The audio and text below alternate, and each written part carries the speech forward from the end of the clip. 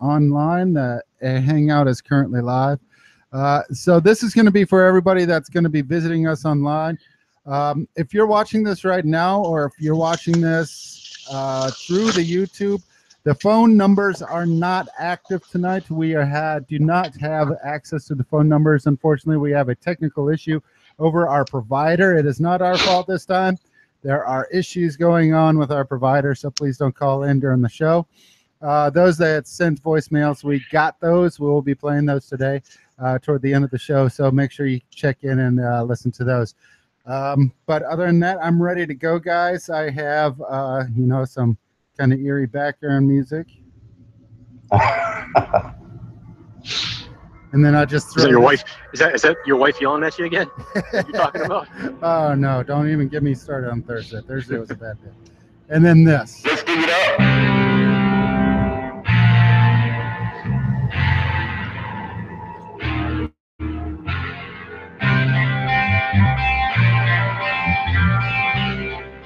All right, so I'm going to start recording, and like I was saying, Captain Robert, this comes out in 2 weeks. So today they're going to be able to watch all week the live recording of this, and so they can see, kind of behind the scenes how we actually do this. And then next week we drop the edited version, which is full audio. It's a wonderful, wonderful audio, full HD audio, and everything else. And that's going to be dropped on every podcast source there is: Google, iTunes, Spreaker, and I can't even remember how many other ones there are. So, all right, so I'm hitting record. And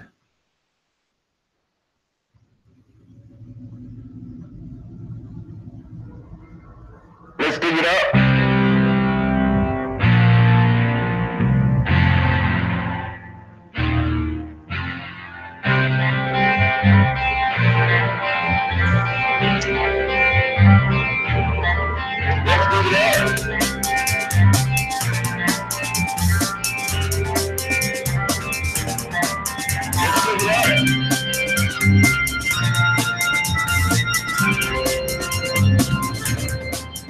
well, ladies and gentlemen, I want to go ahead and welcome each and every single one of you to the Global Detection Adventures podcast.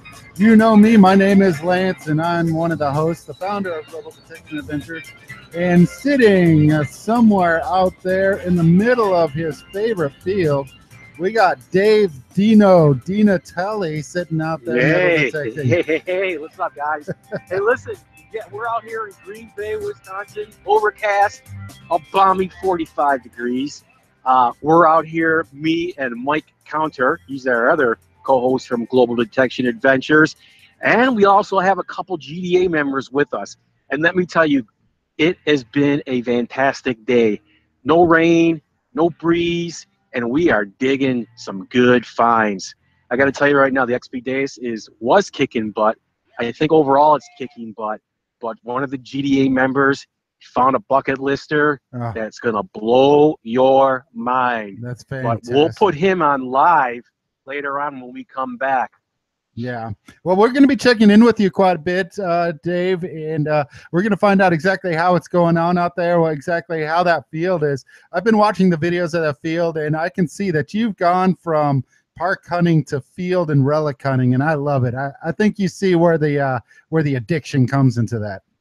Oh yeah, now I'm so jaded now. I'm just gonna stick to fields from. I mean, I will do parks if I get an invite, but definitely just doing fields now with the XP, digging everything that has multiple tones to it.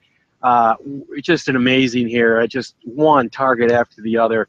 And every hole is a surprise. Oh, that's fantastic. That's really good. Yeah, well, Dave, I'm going to go ahead and let you go out and keep swinging. We got our special co-host for the week. While Dave and Mike are out there in the fields digging up stuff and making me jealous since it's so rainy and wet over here, I'm going to be sitting here in my Blackadder studios in Schweinfurt, Germany, and I got a special guest. So, Dave, we'll talk to you in just a few minutes. Sounds good. All right, talk to you then. And currently sitting in Holland, I believe it is one of our new friends, somebody that I really want to introduce you guys to. He's going to be co-hosting the show with me this week. His name is Captain Robert McDonald, world record holder of over 50 world records. That's ahoy. Well, thank you so much for coming on to the show, Captain Robert. We had some issues at the beginning, but those have all worked out now, thank goodness. So, it can only get better. You should try to do this from a ship. Yeah, I could only imagine how that would I was be. typing with you earlier, doing the typing internet stuff. You ever tried to do that from a rocking boat? Hey. Nope. But if you got space for me, I'd be more than happy to come join the crew. Hey, you can get on one of 7 ships and just enjoy it. It's pure square sail galleons, the old style. Yeah. And speaking of that ship, the ship is one of those things that is something that I want to talk to you quite a bit about today. Sure. That ship is one of a kind, and the story behind it is quite fantastic. And we're going to be getting into that here in just a little bit. So I want to give everybody a heads up. The telephones are off for today. Unfortunately, we're having some issues with our current provider. And the telephone provider has decided to go belly up on us, to use some nautical terms, I guess. And they are not helping us with the incoming calls. You can still call in and leave voicemail, but unfortunately, we can't bring you onto the show today. We're hoping we're going to have this fixed by the next episode. It's not on us for the first time ever. It's not on me, so I am going to be happily denying anything there. And then we got, this is our special Halloween episode. And so if any of you know what the Halloween episode is about, we talk about stuff that is kind of otherworldly and metal detecting as well. We got a lot of stories coming in. We got 4 voicemails that came in today, and I'm going to be sharing them with you guys later on. And one more just recently came in, so we're going to be listening to that one live together.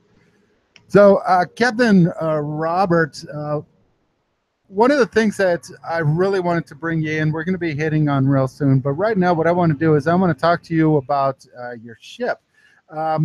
Now, anybody who actually knows you, they know that this ship is one of a kind, but anybody that hasn't heard of you yet, this ship is made of over 4 million popsicles. No. It's made of 15 million. 15 million popsicle sticks. That's right. Now, I'm hoping you're not the one that ate all those, because you're pretty thin. You don't look like you have diabetes, and you have all your teeth. So I'm pretty healthy. Huh? So I don't think it was you. So No. I do, as most people who know me from my past, all the world records I've done in my life, which is I've done 50. I think I hold 30 at the moment. They're broken as fast as I break them, nearly. Oh, wow. Some I will hold forever and ever. But I do things for children in hospitals. I was burned up as a kid, and I lived in a hospital. So I decided to create a real-life living Superman who does superhuman feats. And that's where my world records came in. Oh, wow. About 7 years ago, 8 years ago, me and 5,000 Dutch and Belgian children decided to build a Viking ship, a full-size ocean sailing Viking ship out of 15 million ice cream sticks and 10.5 tons of glue. And it took us 3 years to complete the ship. And she sailed the oceans. At one time, she went nearly to Greenland, over to Scotland, all the way over to the UK, up the Thames. Was one of the attempts we did, and we brought her back home. That is truly an amazing feat. Now, you do, like you say, this is all for children's charities, and right. That's honestly, I take my hat off to you. Tip my hat. That's something that I try and do as well. Over here in Germany, I try to do things for the children's homes to raise awareness of homeless children and children that are unwanted, and see if we can bring a little smile to them once a year for the Christmas time. This is something I've been doing my entire life. I've always got a suitcase full of little stuffed animals, and I tour the hospitals just constantly. It's something I've done my entire life. That's truly the last 35 years anyway. That's a truly honorable feat. Now, as far as the superhuman world records, what are some of the ones that you actually hold? Well, at the moment, one that's sealed up forever. I rock in the Mariposa Pizza Factory in Oakhurst, California. That's in the middle of the mountains near Yosemite, or just under Yosemite, a place called Mariposa, California. I was in the front window of the pizza factory where I rocked the chair 2 hours, 20 minutes short of 19 days, where I absolutely smashed the rocking chair record, making me the world's #1 rocker, of course.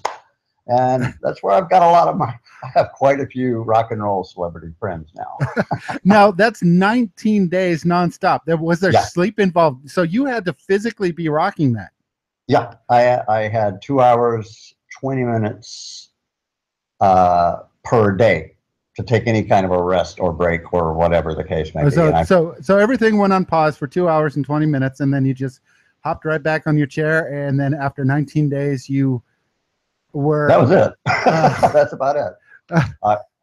I held the world record auto jump. I also built the world's largest Delta kite known to man that flew. We used giant flagpoles, fiberglass flagpoles that connected by a stainless steel pin, just like an ink pen does. They fit together like the top of an ink pen does to a pen.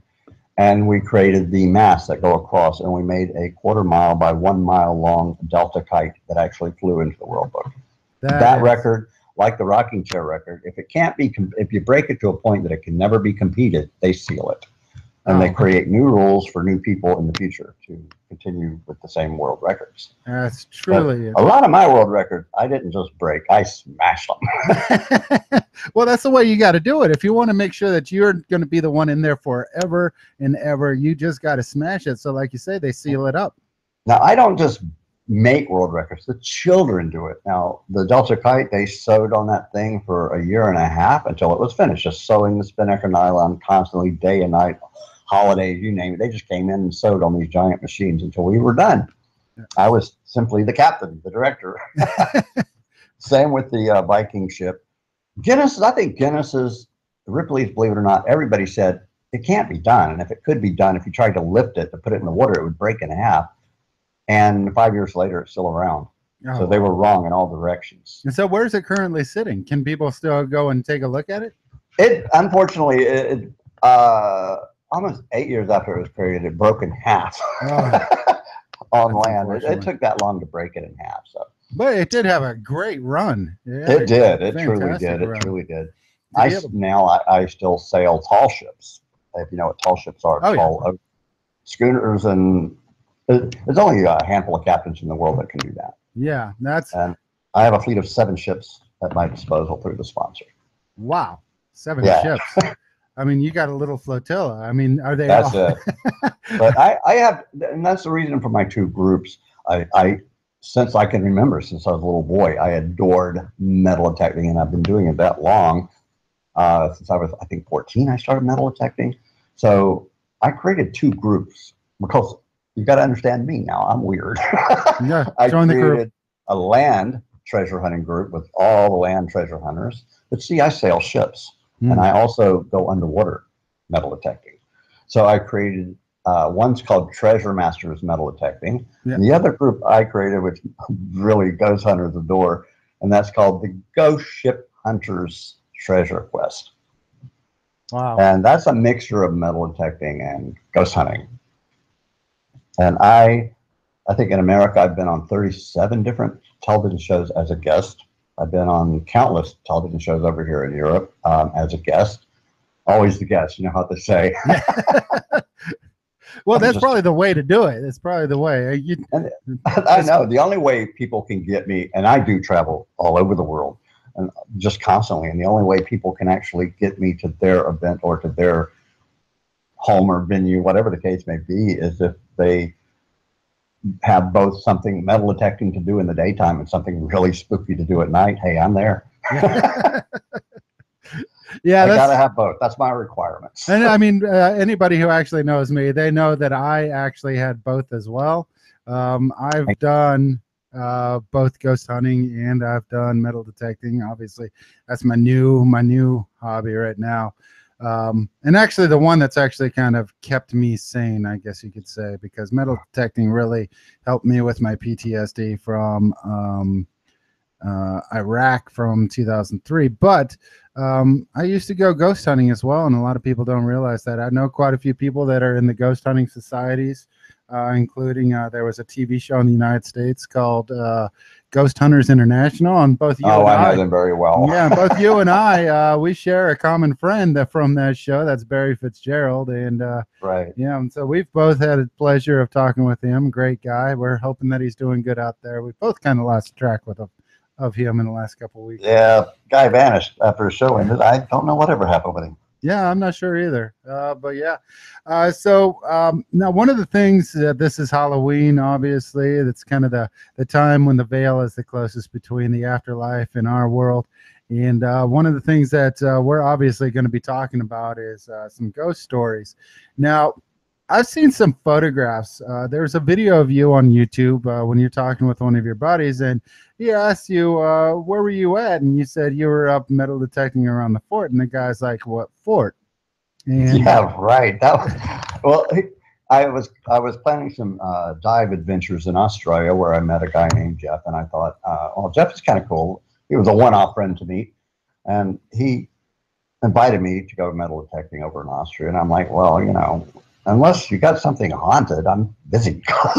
At the time, I was with Barry Fitzgerald in Ireland, and I had a lot of stuff going on at the time. And I was heading to Norway and Denmark and several other locations for different TV shows. And he said, well, we can do both at the same time. I'm like, in the daytime? This could be interesting. Okay. You know, that's unique, right? Yeah. And so I did. I jumped on a plane and I traveled out there.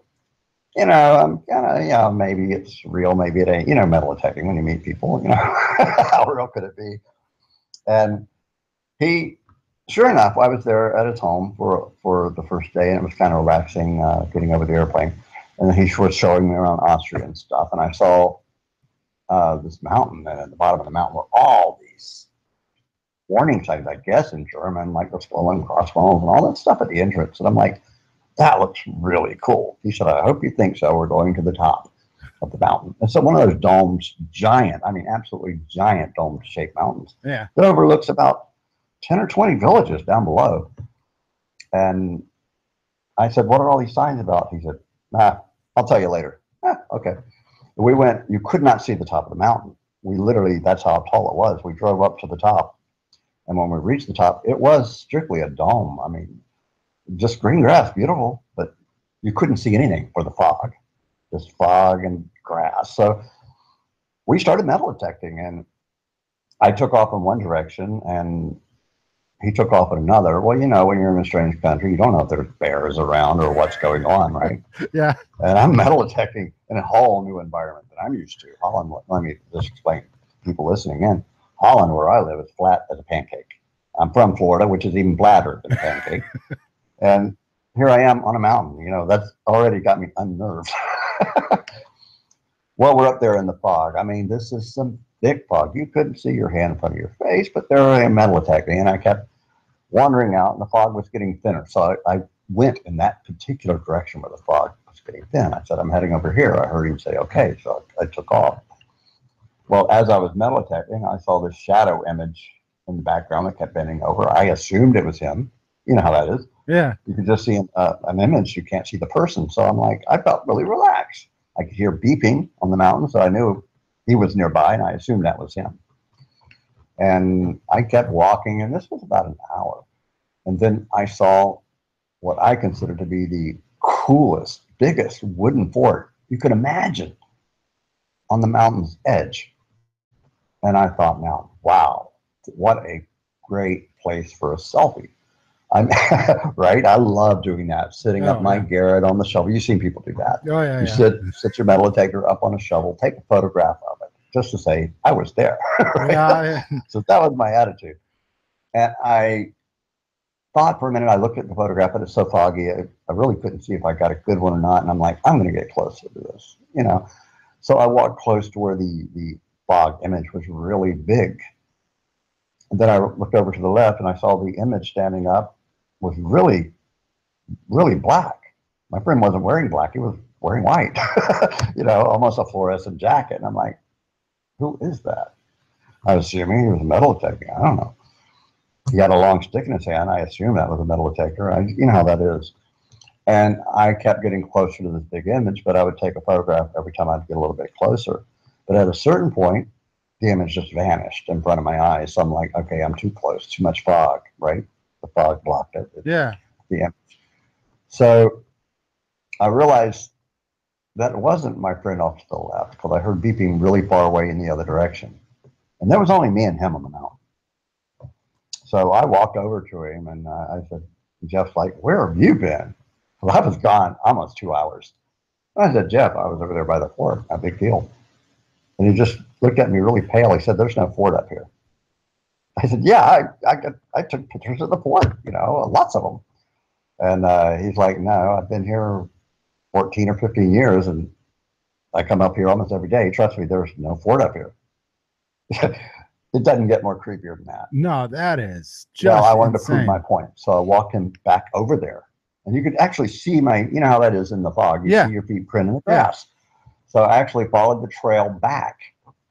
And I said, you could see where I was standing. You could see where my shovel, you know, where the selfies were, where I made all that. Because I went perfectly to the spot. And there was nothing there. That's when I made my video to prove my point. There was nothing there. Oh, there was nothing to photograph. That's insane. Now, I've seen those photographs. Now, I'm going to be sharing those photographs later on the GDA group for anybody that wants to come listen or come check them out. They are unbelievable. You can literally, quite literally, see every single wooden post that was used to make a fence that was around a tall tower. I mean, there is a fort there. It is yeah, it is unmistakable. I mean, you can see like the tower itself. It has three posts holding each one of the four corners. You can see how many posts are, you know, like all the vertical slats that are in the fence, how many vertical slats there are on the angled roof, everything. It is just insane, the detail. And then for it to be nowhere around. It was just not there. I mean, there's no other way to explain that. It was there, but it wasn't there. But I'm glad I made the selfies. Absolutely. If I hadn't done that, well, you can tell the photographs are the same place, but one's bigger, one's smaller from the distances, but it ain't there. No matter how you look at it, it's floating. It was just floating. It just wasn't there. It's just insane. I highly recommend it to anybody who might have any kind of a paranormal story. This is one of a kind. This is truly a great experience. Now, to see this fort and to be in Austria, trust me, I live in Bavaria, Germany, and I used to drive through the Alps all the time, and it is just beyond. Using the word gorgeous in that area is an understatement. Now, let me give some people some tips. Can I do that while we're here? Absolutely. In the Ghost Ship Hunters Treasure Quest, you can see also where I travel to anything spooky in the way of metal detecting and fun. I traveled over to Scotland to go into the Edinburgh Vaults. I had done it one time before. You might know of a TV show called Ghost Adventures. Absolutely, yeah. Well, I went into the first Edinburgh Vaults with them a long time ago. And a year ago, I went into the Edinburgh Vaults. And this year, I teamed up with an American metal detectorist, a young lady named Amber Evans, and Ian Williams is my contact over there. We all met under the Edinburgh Castle, and then we went into the vaults again. And it was, let me tell you what, creepy is beyond the word. And just prior to that, now I had been in France. I went over to France, and I was under the streets of Paris and what they call the Catacomb of Skulls. Yeah. Now you have one for the tourists, and you have one that's not for tourists. Let's put it that way. Yeah, I know. And I won't tell you which one I was metal detecting in. Hint, hint. But I have a lot of photographs of that. Creepy doesn't even begin to explain what that place is like. Oh, that was wild. Yeah, I was trying to get into actually the catacombs when I was in Paris quite a few years ago. Yeah, but there was something that had happened in the catacombs, and they had them closed down, unfortunately, for exactly that week that I was there. But if anybody, it's kind of a weird thing. You got to remember that this is back at a time when the plague was going around Europe, and they were running out of places to bury everybody, and they had these mines that were underneath Paris. I mean, we're talking, oh, how many do they estimate? 200 miles. 200 miles, but they've never been fully explored. 200 miles of these caves where they started putting the bodies at that time in, and now everything's still there. Strictly the bones is what they did. Yeah. And it's stacked up 12 foot high of skulls and legs and every bone you can imagine, going back 20 foot thick on each side of a walkway that's 12 foot wide. So you get an idea. It's just insane. It's insane. And it doesn't matter how far you walk. You can walk forever and ever and ever and ever. Like I said, we had to pull a string behind us because we were in the unlit section. We were not in the tourist area. I'll just say that. Yeah, I know. I know where you're talking. We unraveled a string as we walk because you would never find your way out otherwise. Yeah, I know where you're talking about. Yeah, that's one of those things. If you're ever down here, give me a buzz. I'd love to come with you on some of these adventures. Oh, sure. Get these things on video and share them around the world. But yeah, excuse me.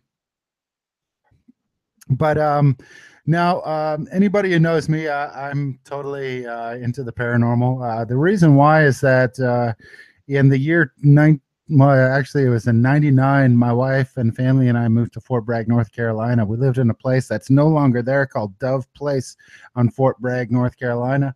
And we all four of us had our own experiences in the house, but we never talked about it until we were in Italy quite a few years later. 3 years later to be exact. And so I had something when I had eye surgery, to actually LASIK eye surgery, so I didn't need glasses anymore.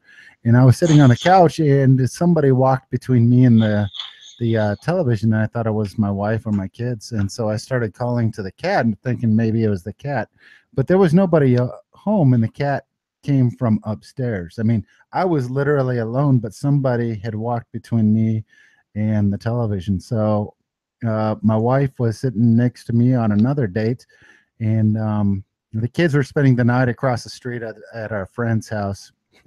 And my wife just suddenly starts yelling at the stairs. She yells, "Go back to bed, it's late." And I'm like, "Who are you talking to?" She's like, "Well, one of the kids is poking around the corner at me, looking at me."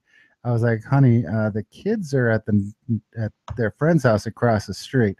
And yeah, we had to go for a walk at that time. I can imagine.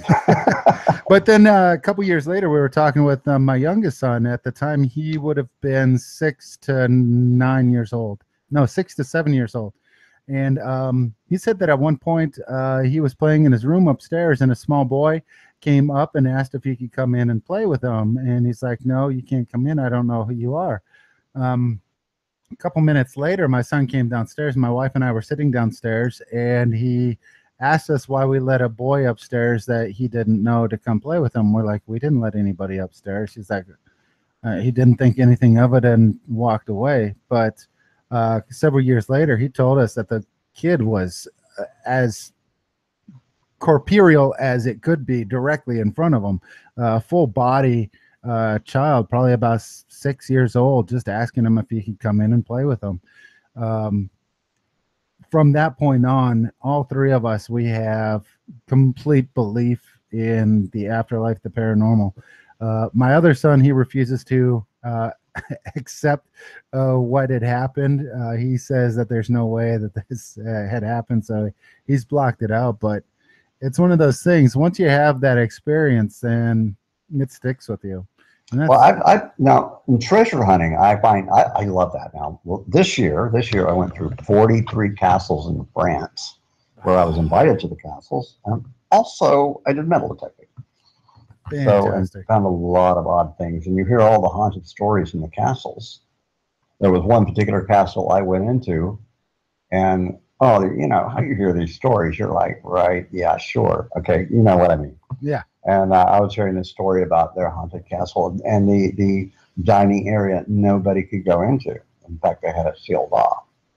And I was on vacation. I was camping nearby, and my son and me were like, "Well, I want to go in here and lock it." He said, "Well, if you want to, we'll let you." So I got my video camera ready, and I went into the place, and it was like dead silence. I looked around. There was this, of course, it's a castle dining, right? This huge table with all the luxurious antique dishes, full of dust, of course, and nobody's been in there in a while. And you had the harpsichord organ in the distance. You had everything that would be in a living room for the, in a dining room for that day. And it was daylight, and I went in there, and I was like, oh, this is boring. And so I turned on my video for fun, just if nothing else, just to show people what it wasn't. I was going to make fun of it, actually. And I turned on my video camera, and I said, well, this is the dining room that's supposed to be haunted.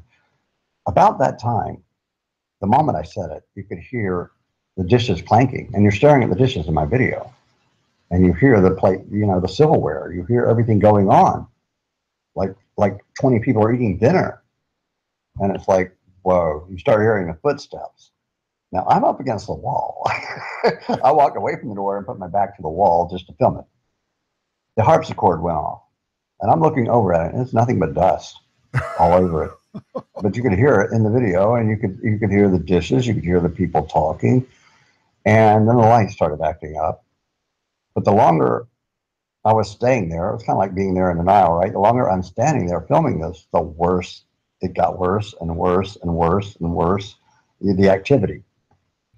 And naturally, I'm no exorcist. No.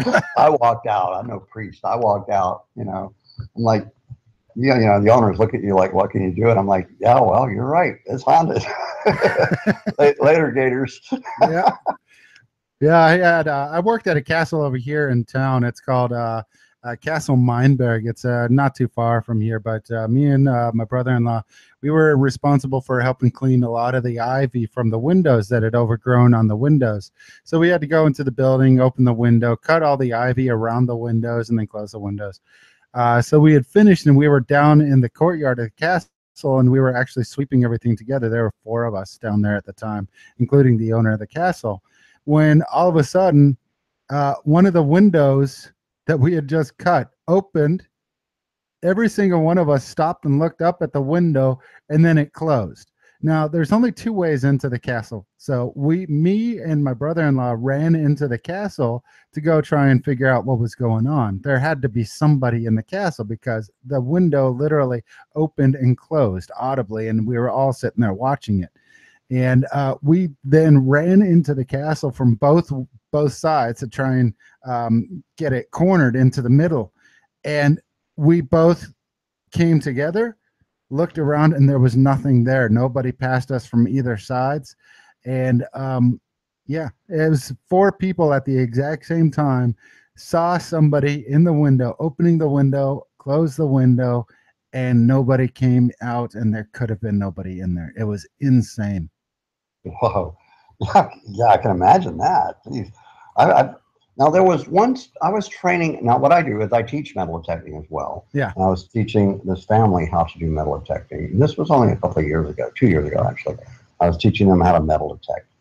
And, of course, we drove this long dike. Now, every single home in this dike is from the 1600s. All original houses, all the original farms. And you knock on the doors and ask if you could do their fields and what have you. There was one field that, well, how do you explain that? There's a field right and a field left, potato field, which is flat as a pancake, if you can imagine, after they took out the corn. And there's like this tall square trees where a house sits somewhere in the middle. And I thought, you can't see the house. How weird is this? And everybody going by or everywhere talks about this place as being where the creeps live. The Addams family, I mean, there's a lot of rumors. It's a haunted field and so forth and so on. The house is far right and left would say, yeah, it's a haunted field. Tractors that go out there on the wrong days will break down or blow up, or, you know, all sorts of weird stuff will happen. Yeah.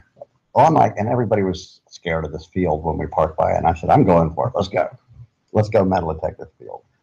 We were out there maybe 1/2 hour with the family Koopsman, and they found, and I still have it to this day, a shrunken head. Dude, what? I'm not kidding. It is a shrunken head. I just posted it in the Ghost Ship Hunter's Treasure Quest. I did see that. It's a genuine shrunken head. Wherever it comes from, who knows? And it was on the ground, and I kind of had it cleaned up and restored. Now, let me tell you a little bit about the background behind this. I have given it away after it was restored. I gave it away 12 times. It keeps getting returned to me. I've given it away to somebody all the way over in England. A week later, it was at my front door. Not by mail. They brought it. And I mail it off several hundred times. It just keeps coming back. It seems to be happy in my treasure cabinet next to all the old antique coins and everything. Although it does make the case rattle. I don't really understand it. Now, recently, I thought, well, I've got to get rid of this odor, first of all. It's got a strange little smell coming from it. So this summer, I put it over an ant bed. Yeah, if the ants eat it away, so what? They had a chance to in the farm field, right? Yeah. So I put it over the ant bed. I came back. The ants left the nest. This was a giant nest. It was in my backyard. The ants left the nest. So I'm like, okay, I know where these other creatures hang out, and I put it over there, and animals won't go near it. Dogs, cats. I know this dog that eats leather for fun. So I put it near this dog and the pit bull, and the pit bull wouldn't go anywhere near it. Actually cried when I would slide it towards it. And I still have it to this day. I still have it. I was hoping we'd do video today, but okay, next time.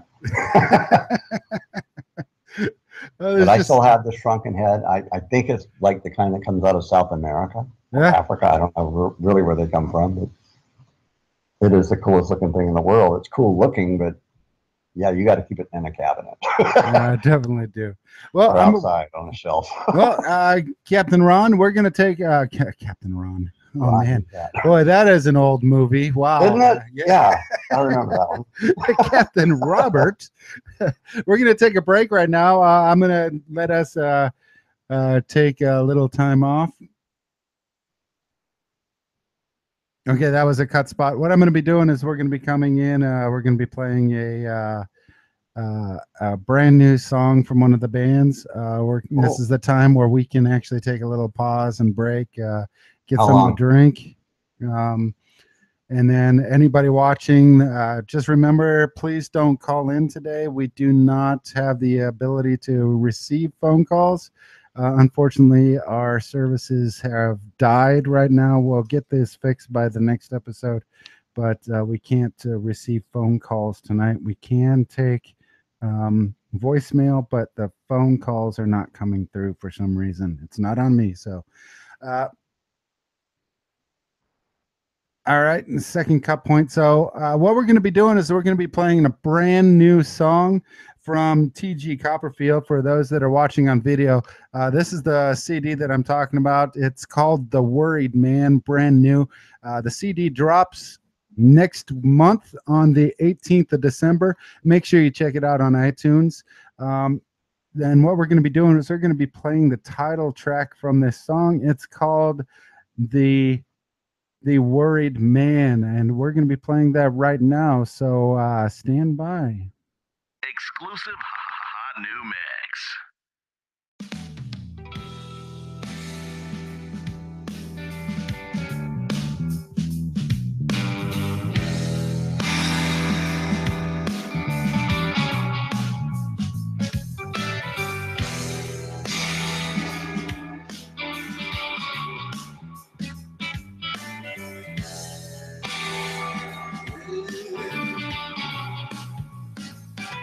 He's been hiding in the darkness of the land,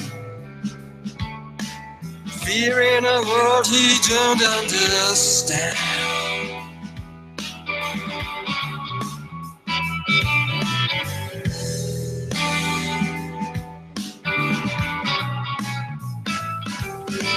Earned himself a fed slice of the steak. Spent years of sleeping with one eye awake.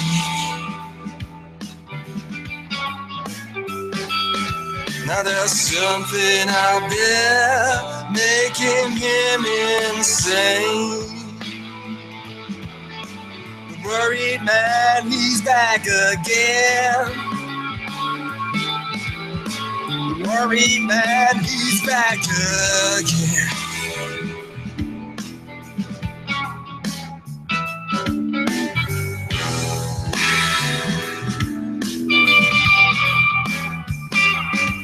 He's riding a horse of anger and hate, fueled by the dollar and heavenly fate.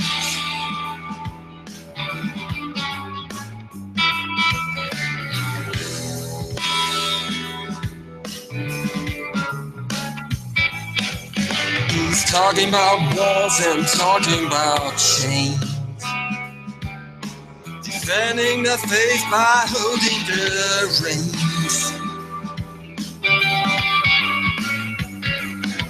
Now there's something out there making him insane.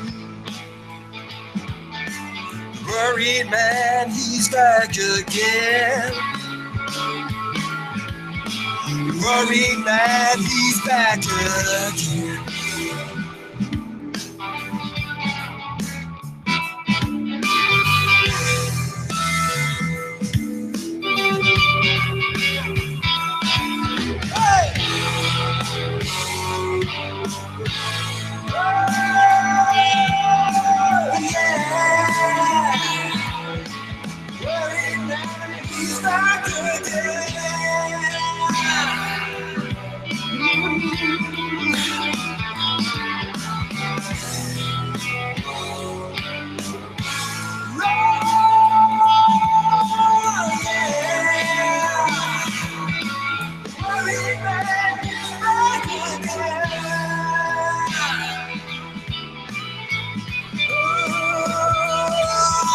Something out there making him insane.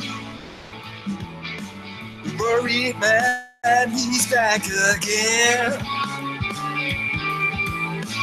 Worried man, he's back again. Oh, there's something out there making him insane. Oh, worried man, he's back again. Oh, the worried man, he's back again.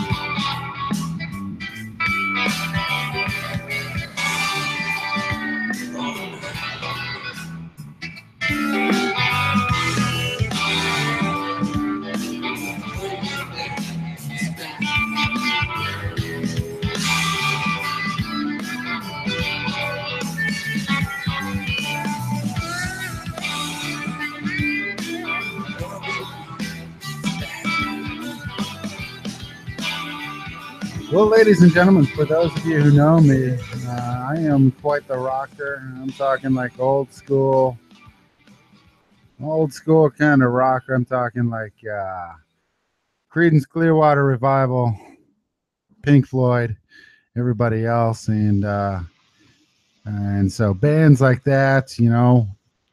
T.G. Copperfield is a friend of mine that I met earlier this year, and they put out some amazing music. I highly recommend them to you guys. If you haven't got the debut album, T.G. Copperfield, definitely run and get that. And The Worried Man, like I said, drops on December 8th. December 18th. And it's going to be available on iTunes all around the world. This album is absolutely fantastic. And as always, they're happy to let us play the music on here. Make sure you guys go out and get this when it comes. 12 great songs on here. But anyway, so Captain Robert, are you back? Yeah, I'm here. Why you're dropping names and ghost stories? Now, I've got a friend that probably, I'm hoping we get this Skype situation resolved in the next few days or weeks. I got a buddy of mine, I think everybody knows, Dave Evans. He created a little band, I don't know, little tiny band, some of you might know, called AC/DC. Now he's come over here and ghost hunted with me before. We've got the traditional castles over here. And I took him through the most haunted castle, which is close to just outside of Amsterdam. He came over here and spent a whole week with me.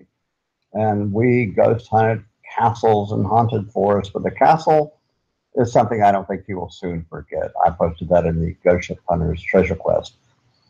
And I got quite a few actually singer friends since I became the world's #1 rocker. I got a title they can't get, right?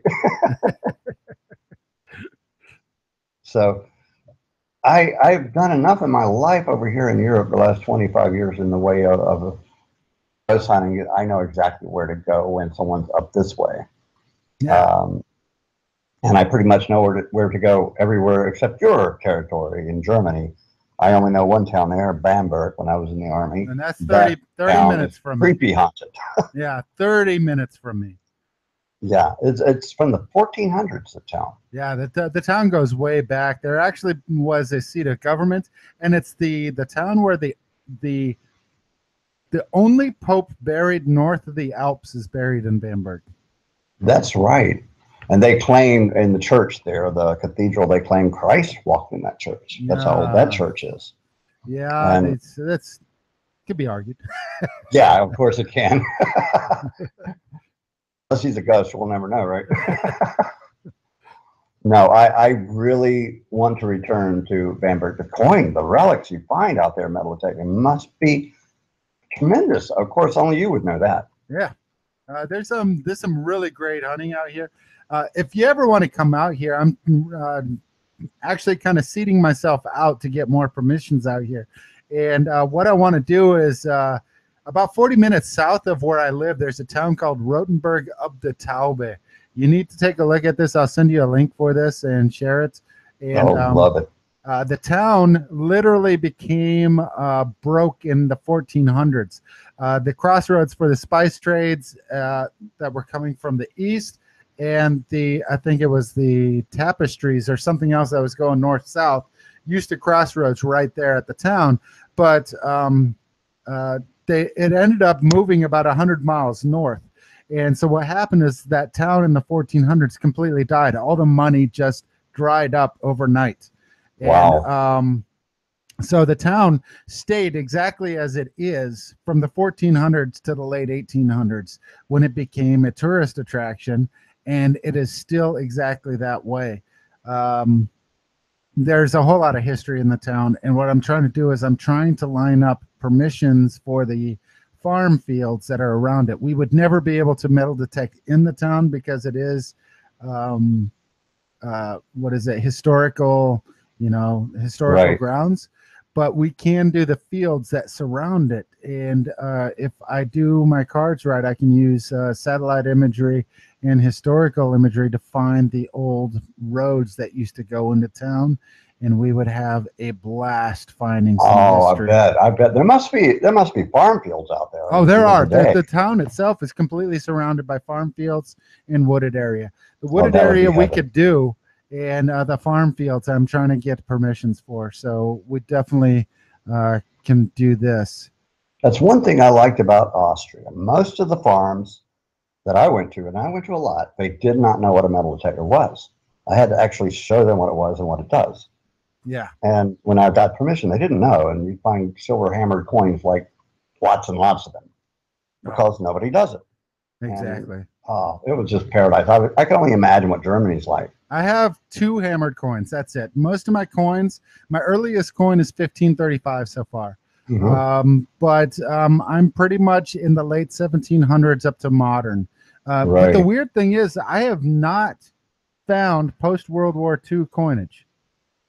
Really? At all. I am completely dead on post-World War II coinage. And you would think, you would think that would be something. Find too many. Yeah.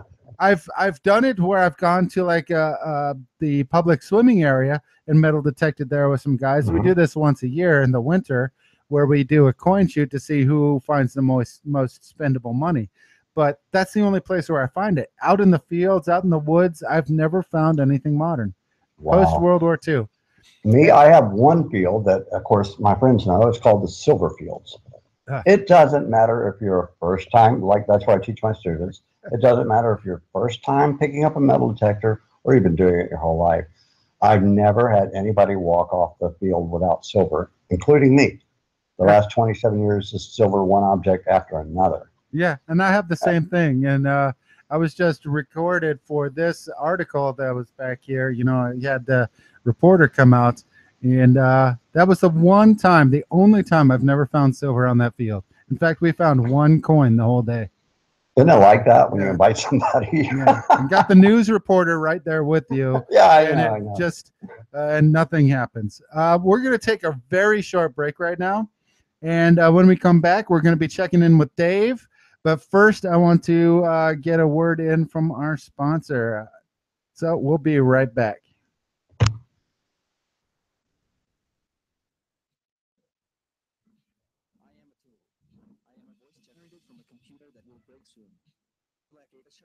Tools. Blackadder is advancing perfection with every new shovel. Didn't think it was possible? Then head over to the website and check out all the shovels made specifically for metal detecting. www.blackada.com. See their amazingly affordable shovels for yourself. A family-run UK business that takes perfection to a new level. Blackadder. Hey everyone, this is XT Sonia. Seeing that we're doing a Halloween segment today, I wanted to call in and share one of my ghost stories. So my husband and I lived in a old house from the, I don't know, I'd say the late 1800s. And we lived there about 15 years.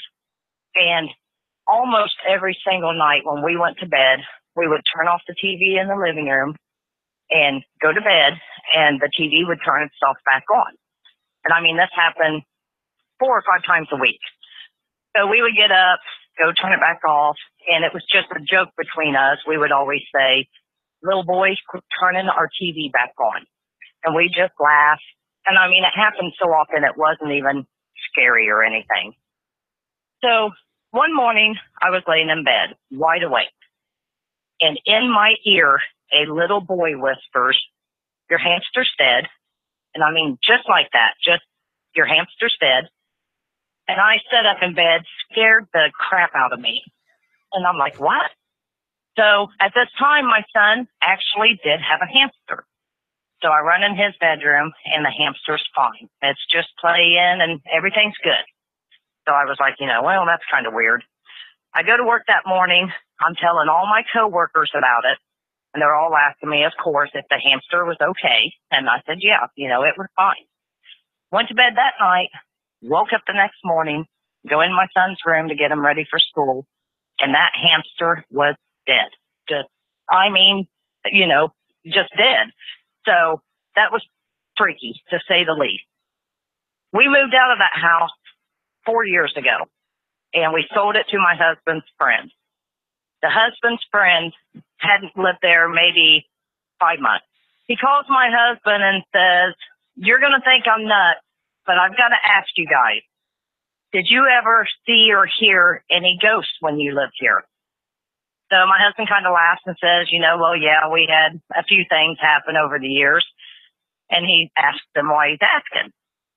And he said, he kept hearing his daughter, who was like 4 at the time, talking to herself in her bedroom. So one night he goes in there and says, who are you talking to? And she told him there was a little boy that lived there and he was her new friend. So needless to say, yeah, I'm kind of glad I moved out, but I thought I'd share. Hope you all have a great day. Helping hundreds of people annoy their families while driving in a car. This is the GDA Radio Podcast.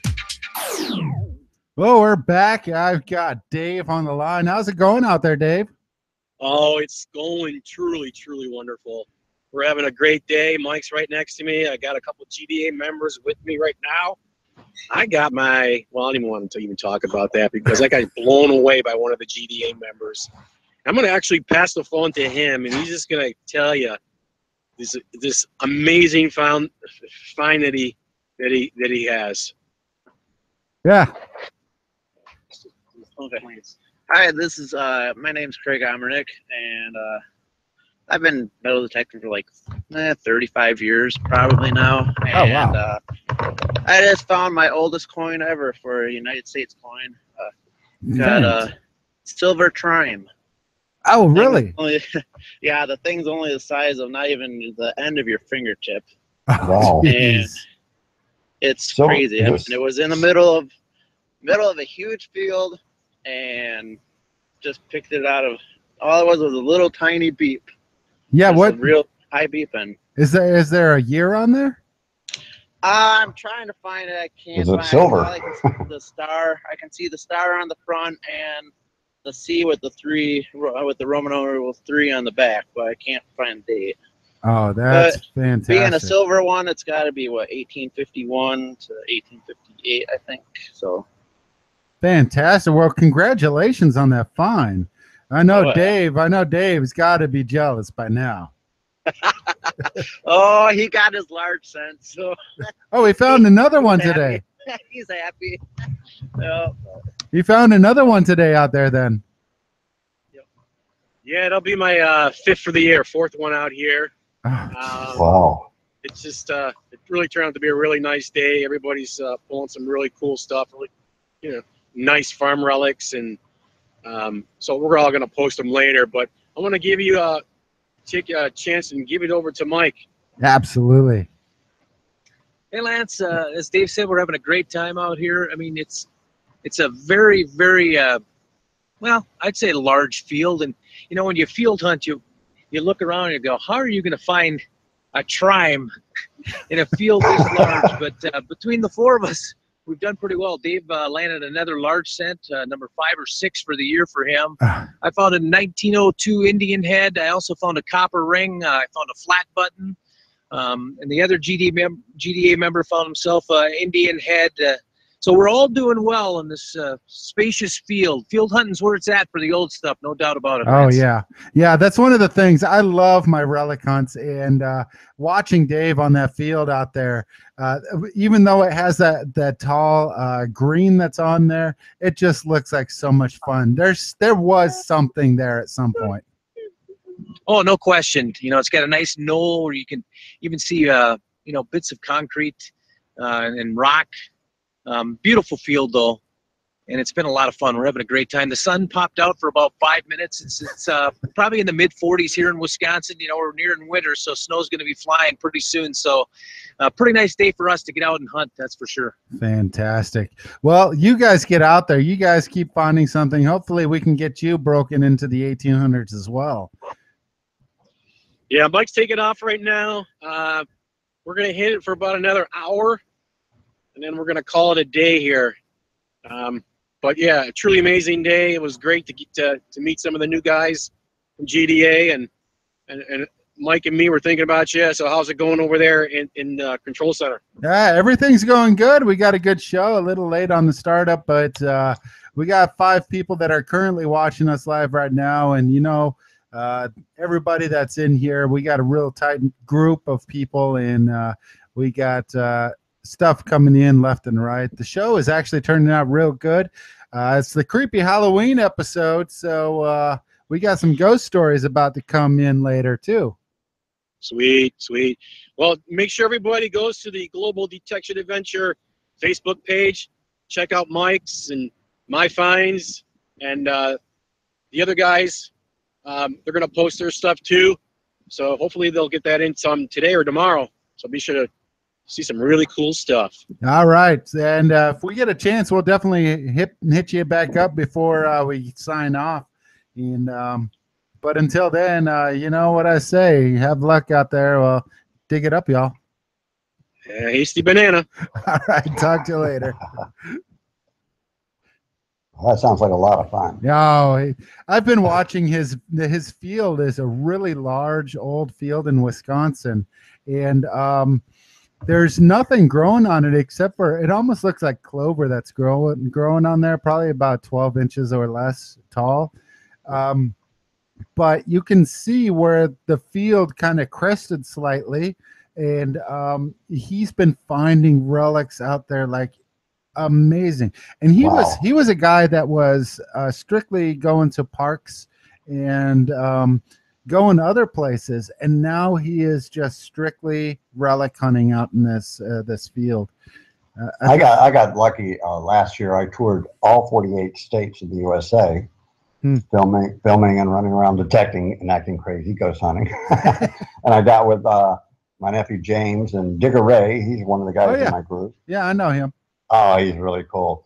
They took me out metal detecting. James had to work, and Digger Ray took me out in the woods metal detecting, and I found my first Civil War coins and my first Civil War musket ball, I guess you would say, from the Confederate side. And they could tell by the stripes on the bullet. I found that odd. Over here, the musket, they're literally balls. We call them musket balls. Yeah, over there, they had the mini balls for a while. Right. And we get them all different sizes, going back to the 1200s. Yeah. And see, that's the same thing. I haven't found a mini ball over here in mainland Europe yet, but I found the musket balls, like like the pirate balls. Right. So, oh, wait, that came out weird. Well, I said take me to around some old spooky plantations, and he took me over there where they actually filmed The Walking Dead. Oh. And he took me to some of those film locations, and those houses are truly haunted. I mean, those people had trouble filming in some of the old plantations.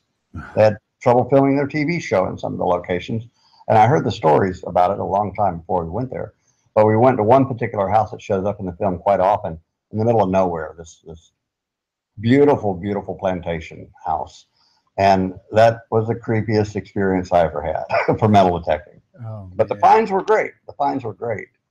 It's not the kind of place you like, oh, let's hang out here all day, right? No. No. As soon as you see something moving in the house, and you know the house is sealed up, you see lights moving in the house, it's like, time to go. Oh, trust me, I've been there. I wasn't metal detecting at the time, but the royalty here in Bavaria, I guess you could call it the prince, or the I don't know. I think it's kind of a prince. He's not the direct descendant, but he's kind of like the cousin of the direct descendant. So he had a block of land here, about 40 minutes from where I live, and so we had permission to actually go out and do some ghost hunting at the buildings. And it was a very large, I guess you can call it a plantation here in Germany, and so we weren't able to go into the actual courtyard. So it was 5 buildings that were built in a kind of large square. So you had the servants' quarters, the main house, the farm, you had the storage fields, and then you had like the kitchens and everything else. So, very rich person for the 1800s. Right. But unfortunately, it had fallen under disrepair, so the roofs were falling off. That's why we couldn't go in, because most of them were falling into the courtyard. But we were able to walk around the outside of the buildings and kind of do our ghost hunting then. And so the funny thing is that me and 2 others, I'd actually set my audio recorder up in one of the windowsills, and there was no floor. So I set it up basically in the basement window, and the floors had completely rotted out. So from the basement window, you could look up through 3 floors that were completely rotted out. They were completely gone. So you could look through that window and you'd see sky through the building. So I was walking around with my video camera, and I was filming kind of the fields and everything else. And I turned my head, and there was a blonde-haired girl staring at me from the 3rd floor window. Whoa. And it caught me off guard. And so I kind of looked at it again, and I noticed blonde hair, very long, straight blonde hair, and the girl was staring straight at me from the corner of the window with blue eyes. And I was starting to turn the camera back to it, and she popped her head back around the corner, and her hair went over the windowsill and everything else. And then I started thinking to myself, wait a second, there's no floor on that floor. How was somebody staring at me from that window? Honestly, how? Yeah. So yeah, and the weird thing is we had an EVP at that exact same moment, so you could hear me kind of say something in the background, because I was calling to the other 2 girls that were with me, and at the exact same time, you hear what sounds like an older man, let's say a father, say something to his daughter. So it was like a blah blah blah blah blah, and then you heard a girl's voice say something back. You couldn't hear what they said, and there was a real high-pitched girl's voice. And then a piano started playing. Ding, Whoa. ding, ding, ding, ding, ding. And that was at the exact same time I saw the little girl in the window. Absolutely unbelievable. Now, me in France, this is recent. I have come closer to finding the Knights Templar treasure than anybody has. You know, everybody's looking for it in France. Shut your mouth. You better call me before you go back after that. Now, I heard about this. You know, everybody that I know, big time treasure hunters, really famous TV shows, all kinds of people hit France in the summer, in the Pyrenees, looking for that particular treasure, because everybody knows it does exist. You know, that's one thing the Templars were. They were bankers, the original bankers of the olden times. Yeah, I know. They kept perfect records, which still exist. Now, the records even tells to the coin how much money they had when they were wiped out by the king, who, of course, owed them lots of money. Yeah, the king of France ordered, basically told the Pope that they were sacrilegious in order to kill them off so that he wouldn't have to pay their debts to them. That's right. He owed them a lot of money. Yep. Well, everybody that I know in the way of treasure hunting TV shows, Josh Gates, you name it, they're all looking at these giant cathedrals, you know. Of course, Templars drawings in the windows and all this, and they're doing all these documentaries on, you know, these giant Templars. Now, the Templars were very modest people. Yeah, exactly. The kings and queens of France, of course, they put their pictures and statues all over the place from Scotland on, but not the Templars. Templars were very modest, very shy people. So I started looking at little tiny abandoned chapels on mountaintops around France. That would be more Templars, in my opinion. And there was one mountain they told me a year ago, they said that mountain is haunted, don't go there. And the police would warn you if you started walking towards it, that mountaintop is haunted. Well, you know, I'm into that, right? Yeah, yeah. So I went, have a beautiful sunny day, and I had a campground, you know, fairly close by, a big camp. We had a big team with us, and me and my son walked halfway up the mountain. And we saw what looked like, I don't know, 20 or 30 people riding horses, but we were still really far away. We're still 10 kilometers at least away, you know, 7 miles away, looking up. But we had a clear view of the images, the strange images up there. And that's all they are, blurry images.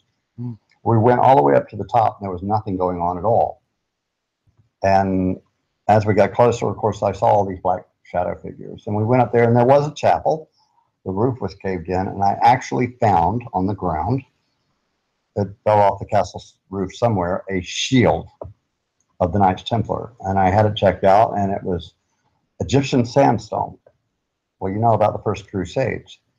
It was Egyptian sandstone with the 2 riders on 1 horse. Well, the French people went nuts when I had it checked out. I went to the Louvre, you know where that is? Yeah. Biggest museum in France. And they are the ones who identified it. And they're like, this is incredible, because up until that point, they only had waxed images and drawings and sketchings of what the shield should look like from the Templars themselves. But I had the actual had one. shield. I had the actual shield. Now, are we talking? We're talking about that shield that's kind of double rounded on top, and then it goes down to the kind of point on the bottom. The kind of what people would think almost is like the family shield crest shape. It's a 2 riders, 2 knights on 1 horse. It's perfectly round shield, carved sandstone. I'll post it in your group. Yeah, fantastic. It's the best artifact, and everybody's after it. I even received threats from over in Rome, the Vatican. People wanting it. When I refused to sell it or even show it, they got really bent out of shape. And I've had people after it ever since, because I also found a lot of silver coins from the Templars. Okay. I found about 20 silver coins from the Templars. And now, only recently, I got the ATX from Garrett. You know what that is? That's the ground pulse radar. Now, next year, when I go back, you're welcome to come with me. I know we're going to hit it big. Yeah, definitely. I just know this is going to do it. So. Well, you know, I am totally with you, and I will make sure that I bring any of my knowledge on the Knights Templar with. That's one of the things. My family comes from the town of Goolsby, England, which is to the northeast of London. And we had 2 people from that town that were actually in the Knights Templar. So, but yeah, like you were saying, that the Knights Templar, a lot of people think that they're these rich and gaudy knights that actually went and fought. But They forget that the Knights Templar were actually the ones that created credit. That basically they wrote checks. Anyway, is you what look they at it, did. Basically, you gave the Knights Templar your money that you wanted to spend in Jerusalem to safeguard it during the trip, because they were pirates along the way from wherever you were going to Jerusalem that would steal you. What most people don't know about the Knights Templars is they were monks first. Yep. They were called fighting monks. They were very, very religious. Yep. But they had to protect their money, so they were fighting monks. And a lot of volunteers from just normal walks of life. Yeah. And so that's why they're very pious people. Now, we tried to go back up to this place at night because we saw a lot of lights up there. And we're like, is somebody else after it? You know how it is treasure hunting. Is somebody else, did somebody follow us up there? Is somebody else after it? But the French people were right. That mountaintop is haunted. Any way you look at it, if you start heading up at night, you're just not going to get it. First of all, our car started sliding backwards down the road. We just went up the day before, and there had been no rain. So there's no driving up the mountain. So we tried to hike up. There's no walking up the mountain after dark. Whatever's up there after dark doesn't want you up there, and you're not getting up there no matter what you do. Well, whenever we go up there, we're going to have to just go up there during the day and camp. Daytime. We're going to have to, well, you got to figure the amount of time it takes to get up there. Then you only have so much daylight left. But yes, get up there with camping gear. Yeah, exactly. But it's going to be the ultimate ghost hunt, if you will. Metal detecting ghost hunt. It will be the ultimate. That much I'm sure. That's going to be fantastic. All right, so we got a couple of ghosts. Actually, we're going to go to people that left voicemails for us. One of them actually applies to you, but we're going to go into a couple ghost stories right now. But the weird thing is they both seem to be affected by the paranormal while they were recording these. So take a listen to these. The first one is going to be Patrick White, one of our friends, and we'll talk about it right after. Okay. Well, good morning, GDA people. This is Patrick White from the Vulcan Treasure Society. And I just have a little story here, true story. It happened a few nights ago. You know, there were a lot of things going on in my mind after my buddy Xavier's funeral and my trip to Iowa, where I saw my family, you know, that I might not ever see again. So I was in a different frame of mind. So anyhow, I'm getting ready for bed after a hard night of playing Overwatch and Dead Space 3 with my new headphones. And I have 8 birds. You'll probably hear them screaming that I need to put to bed every night in their special little bird huts. And I put them in the bedroom, which is always dark because the light has never worked in there. And I don't want it to work in there. I want it to be dark in there because I sometimes like to sleep in the daytime. And it keeps it cool in there. So even in the daytime, it's too dark to see around without the help of these little LED lights that I keep around the house. They're very bright and very useful. So anyhow, I'm moving the birds into the room and going to bed, and I'm reaching for the light that I keep on the corner of the bed when the strangest thing happened. I could actually see. I could see because there was an actual light, like it was on my head, you know, and wherever I turned, you know, I could see. It wasn't real bright or anything, but it was like the light was breathing. It was getting dimmer and brighter, and it was kind of changing hues, and it was just so eerie. And I thought, there's no way this could be happening. So I stood there in the dark for a couple of minutes trying to make sense of this. And the first thing that popped into my mind is that it had to be some kind of an angel was there in the room, you know, and that's just the way that I think. So I stayed there, make sure I wasn't hallucinating, and I wasn't, because everywhere I turned, I could. So we kind of lost his audio there, but kind of the angel things. Have you ever heard something like that before? No, but my voice recognition program was going off. I have a program that I had created just for me, actually, for the laptop. You can take audio and it picks up any, what do you call it, extra voices along the way. Really? And there was something that was picked up. I'll have to edit it tomorrow, you know, to where you can actually hear it. In the background of his stuff. When he was talking, he said something about you know, it was breaking up on my end, but he said something about a bird, and there was a voice that said, "I'm not a bird." And he was describing something he was hearing. Really?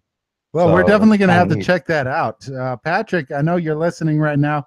We're going to find out exactly what that says, and we're going to send that to you. You know what the weird thing was? I thought I heard something there as well. I don't know. I can't really skip to it, but well, what I have audio, but it types text at the same time. So I sometimes an EVP or ghost hunting voices are not audible. Yeah, which means humans can't hear it. But my program will actually type out the text. It thinks it's hearing. So whatever he was talking about, it was breaking up so hard on my end. I'm not really sure, but the text says, "I'm not a bird," in the middle, at the same time he was speaking. So I find that very interesting in the way of haunting. That is fantastic.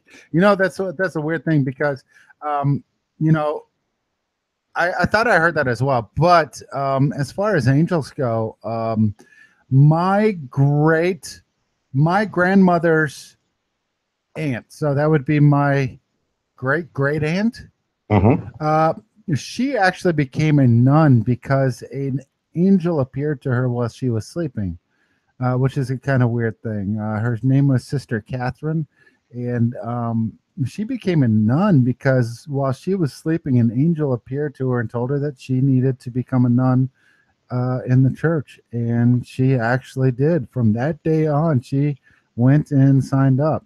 So that brings me to a funny story. Now that you brought that up, I went to Ireland to be with our friend Barry Fitzgerald. Yeah. He had the TV show For the Rest of You Ghost Hunters International. I stayed with it at his home for 2 weeks while I went to an event with him there in Ireland. And it was the event was the Belfast jail. Now, the Belfast jail was where they believe it's thought that in the 60s somewhere, the British interrogated the Irish who lived there, the terrorists, whatever the case was going on. They used that place for interrogations. And so that's what the whole hunt was about, is the people that were killed there, if any were. That's what the whole ghost hunt was about. Well, you know me and children. I have something that a lot of people call touch clairvoyance. Really? I don't have a name for it. You can. That's where you can touch an object or a wall of a wall inside of a house or a castle, whatever the case may be, or an object, and I can pretty much know what's going on. Yeah, I've heard about that. Yeah. I can't explain it. I don't even try. It gets too complex. I can't explain it. But I went to his event, and he was telling the story about to me when we arrived in the limo and in front of the building, and I looked up. It was like 5 stories tall, and I looked over at Barry. After we walked in, I was holding the rail and I was touching the walls. He said, "What are you doing?" I said, "I'm just getting a feel for the place." I said, "Are you sure this is what you think it is?" He says, "What do you mean?" I said, "This is a children's home, a children's hospital. Certainly, as I go higher, it's definitely children were in this building." "Oh, no, this was the Belfast jail, blah, blah, blah." Later on, we learned that it was indeed a children's hospital in the 1800s. So that's, you know, I feel things. And as the night went on, we learned it was a lot of children were in there, as far as the giggling and all the things that happened at the time. Oh, that's crazy. And the Belfast jail ghost hunt was a charity event. Yeah. So I like to say I have my army of children. When I lived in the hospital, I had mostly all my little friends died. So I quit making friends after a while, after being in there. And, you know, year after year, you quit communicating with people, you quit communicating with anyone. And I was quickly pulled out of it by a doctor who just explained everything to me. And I said, "Can you explain them still walking around?" "What?" I really said this. I said, "You would put a sheet over their head and roll them out at 3 a.m. I was awake. And you would roll them out, and guess what? They would walk back into the room. Were you aware of that?" That's why I quit talking to people. And how old were you? At the time, I was 7 years old. Oh, wow.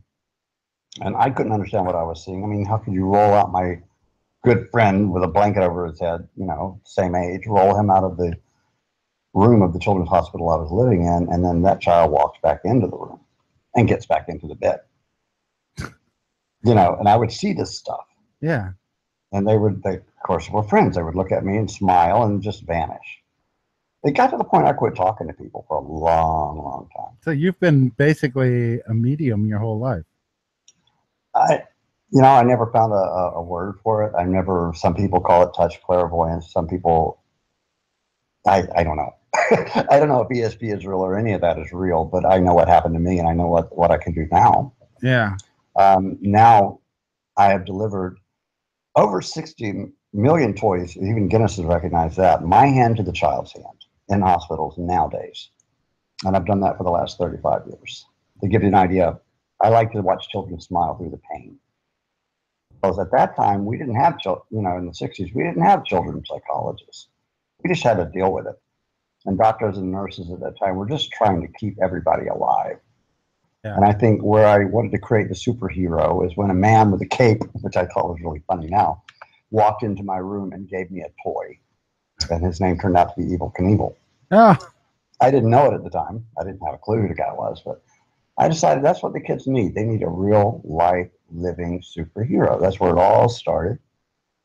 And now I'm recognized by all world books. I got the Living Heroes Award from Ripley's, believe it or not, and Guinness's. Oh, wow. Which really makes me feel good for all the work I've done. You should. You should feel great. It's, but I call God's it, work, I call it my army of love, my army of angels. There you go. So that's the only way I can explain it now when I walk into a hospital. And that's one of the things that I try and do here. I'm working with the movie theaters. We're hopefully going to make this official, actually.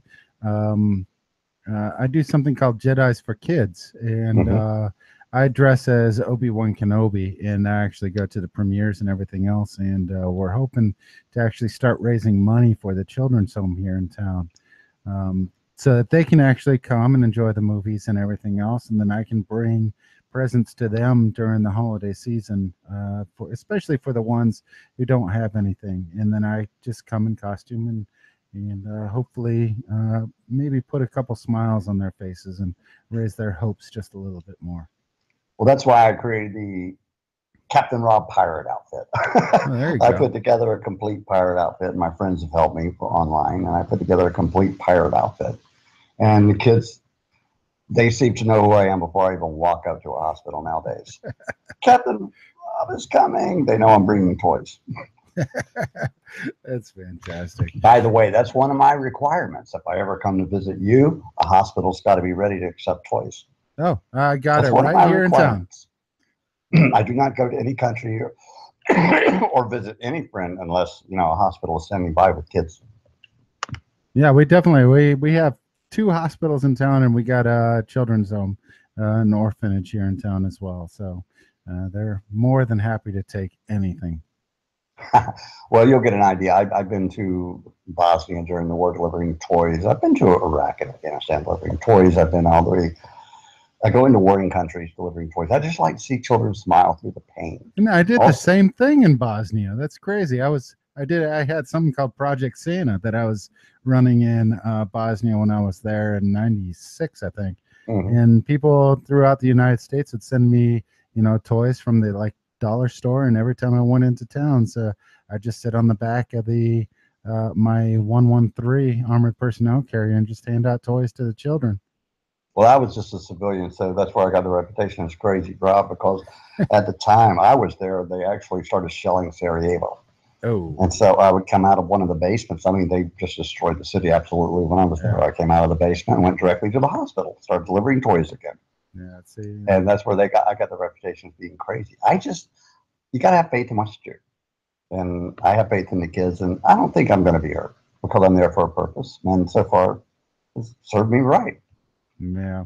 See, in Bosnia, we were in Mount Vista. I was up north, and then Kosovo, I kept the Project Santa going as well. And we were in the Jelani area. So, yeah, but it was a great thing. I loved maybe being a little bit of a light in the darkness for the kids that were out there. Well, I tried. I went through Mostar, and you know where that is, Mostar and Sarajevo. Oh, yeah. And I just traveled all the little towns as well, on all sides, not on one side. Yeah, in Bosnia, I was up near Tuzla. So. I remember our truck convoy. I had 3 trucks full of toys, and they would come up. We'd be stopped by 2 army tanks in the middle of the road, and they're like, whose side are you on? I said, I'm on your side. You want a toy? Go grab them. And what would a soldier do with a toy? But they did. They would take little stuffed animals, who knows what for or why, but they would take what they wanted to, and I wanted them to. Yeah, that's fantastic. I was bringing the toys for people, so, you know. Exactly. I literally went on all sides. I put the Red Cross on and the Red Crescent on the truck and just went on every side. Oh, I'm not on any particular side. I'm on your side. Exactly. You're on everybody's side. That's it. And you know, I love doing that, and I never stopped doing it. I mean, I've been doing this my whole life, and that's one of my things. I love metal detecting, but you know, kids come first always. Always. So when I travel, so you and I that's are, what all my world records are about, that subject. So I think you and I are on the same page on that one. I think we're going to have a good time when I show up. The kids are the future. The kids are the future. We need to treat them right so that they'll treat everyone else right. All right, so we got one more little ghost story, and then we're coming to the end of the show for the day. But this is Siren Kimmy. Oh, by the way, Siren Kimmy wants to give you a great big shout out because she knows you. I don't know if you know who she is. Absolutely, of course I do. Okay. Yes. She wanted me to give you a great big shout out. So here's Siren Kimmy. Hey everyone, Siren Kimmy here. I have two scary stories of metal detecting. The first one, I was out door knocking and I came up to a house. It was an amazing old house, and I thought it was going to be perfect. Huh. And I knocked on the door, and lo and behold, the gentleman comes out and he says, well, you know, I'd be willing to let you try, but I first need to check with my wife because she says that metal detecting on this property stirs up the spirits. Apparently, he had a metal detector in the past and he had to give it away because he had tried metal detecting a couple times on the property, and he started to be haunted heavily by the spirits within the home. So needless to say, I did not get permission at that property, and we left him there with his spirits.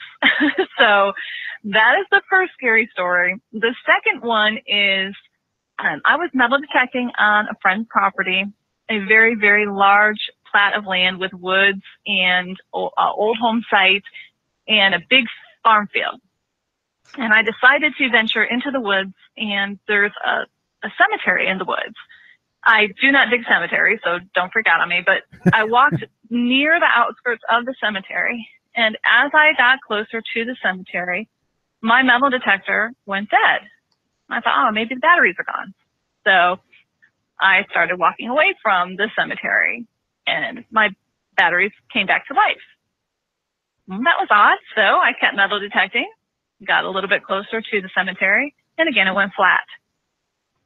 I tried this a couple more times, and then I realized that I was pretty much being told to stay away from the cemetery. The spirits were not interested in having me close at all, and so I gave them their wish, and I went on my way. So those are my... Well, it looks like that was the end of her story. It looks like the spirits followed her back home. Well, actually, she has it quite backwards. As my experience has been, and with other ghost hunters. Can you hear me okay? Yeah. My experience has been they drain the energy from batteries. Yeah, when they try to make themselves, either make themselves visible or to communicate. Right. They need that energy. And I think that was more, she's got it backwards. I think that was more of a welcome than to go away. Yeah. And I think if she had probably stayed a little bit longer or tried to get some kind of recording equipment, she might have actually had something, somebody trying to say something to them. That's right. And I always recommend people to return with a lot of batteries. Just keep it going. Well, Captain Robert, what can we see you? What do you got coming up in the near future? Now, obviously, I'm going to be keeping our guys up to date with everything you're doing from this point on. But what do you got coming up in the near future? Well, I'm with my local team, which is Alex Smith and Adia, a lady.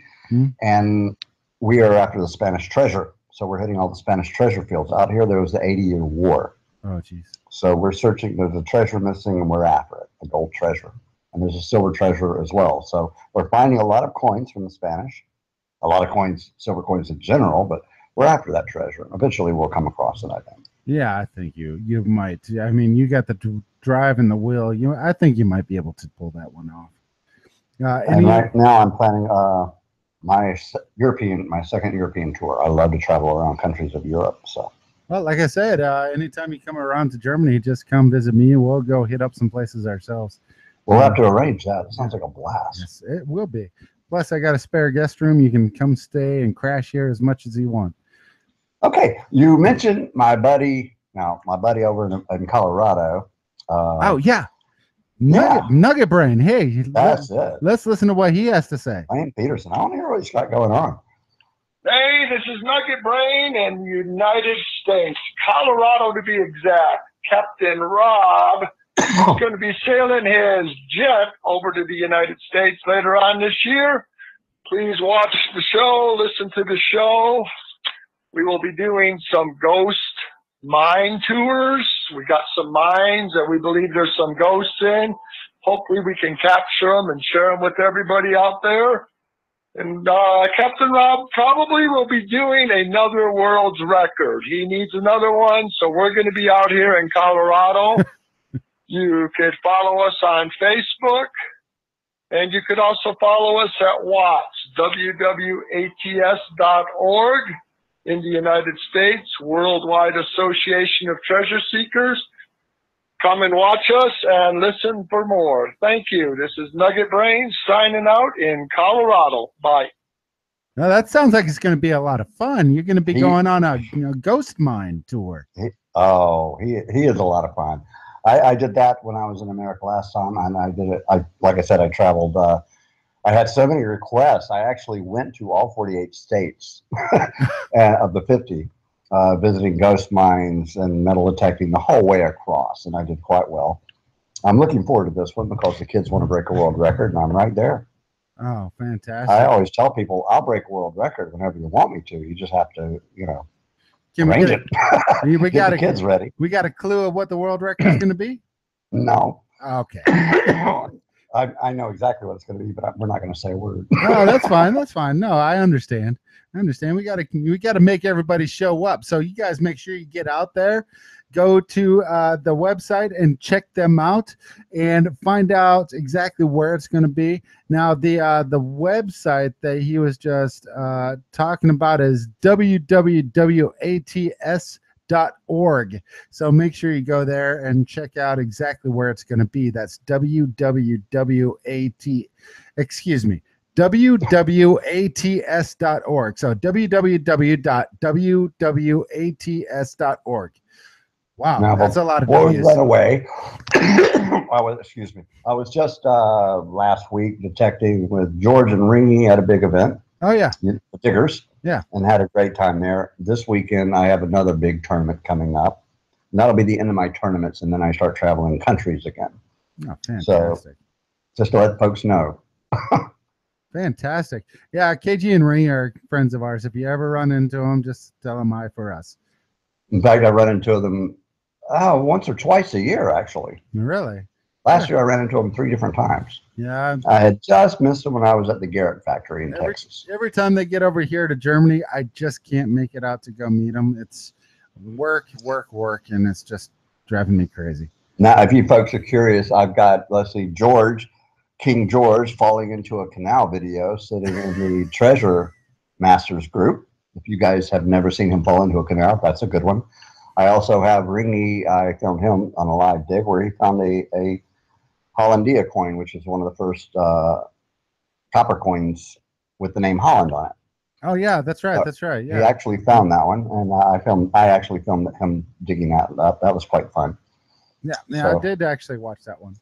And for those of you, ghost ships are real. And if you want to see me sailing ships in live videos, I recommend you go to the Ghost Ship Hunters Treasure Quest. That's my group. And you can click videos or you can click photos, and you can find lots and lots of spooky images. Yeah, absolutely. We haven't even gotten into the subject of ghost ships yet or sailing. We'll have to do that for the next one. Yeah, we're going to. Well, this is the good news. The good news is that Captain Rob's going to be coming in quite a bit, hopefully over the next years. And he and I are going to be hopefully hitting each other up and metal detecting each other's area. but he's going to be coming in onto the show. We're going to bring him in hopefully as not just a guest, but we'll try and talk him into actually coming in as GDA members as well. Oh, that'd be a blast. But make sure you guys check out wwats.org for the event that's going to be coming up in Colorado. You can also look up Treasure Masters and the Ghost. What is it? The Ghost Treasure. Ghost Ship Hunters Treasure Quest. That's it. Ghost Ship Hunters Treasure Quest.